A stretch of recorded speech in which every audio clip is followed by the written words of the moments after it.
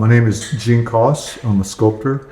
I work with cast glass, steel, light, and the inspiration for this show was a piece called Toil, and it references definitely our time now.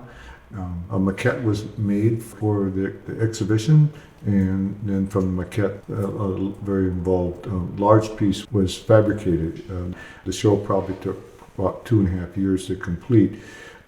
Each piece is quite involved in terms of how it's made and fabricated. The large piece Toil is several materials, and everything has to work from the ground up. The large expressionistic spring, and then there's these big panel of mosaics, I call them. I inspired by mosaics in Italy when I was a young man 40 years ago. So the arc wanted to be very thin, like a line drawing, because everything else is somewhat thick. The spring is very kind of surreal, but it wants to be like it's pulled along, and then the front of it is like a chunk of earth, but it's very massive, and then the wheel looks like it could be implied. Your work is only as good as the space that's in, and Arthur's space is incredible because it really enhances the work. The big columns really help this piece. And then talking about Furrow, that's the one in the back gallery, and that is cast glass and steel.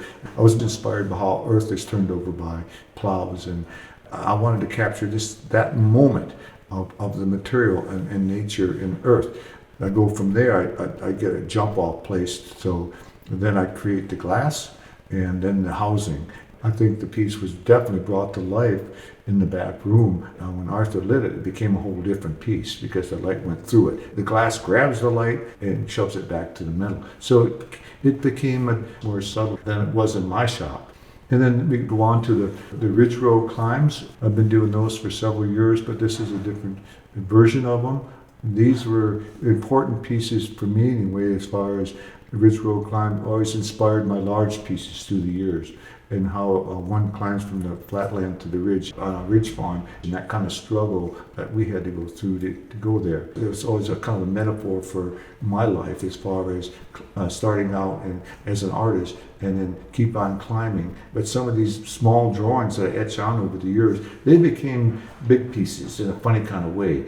I really go back to them for shows, but I try to advance the work creatively with the ridge roads, not just copy myself after a while.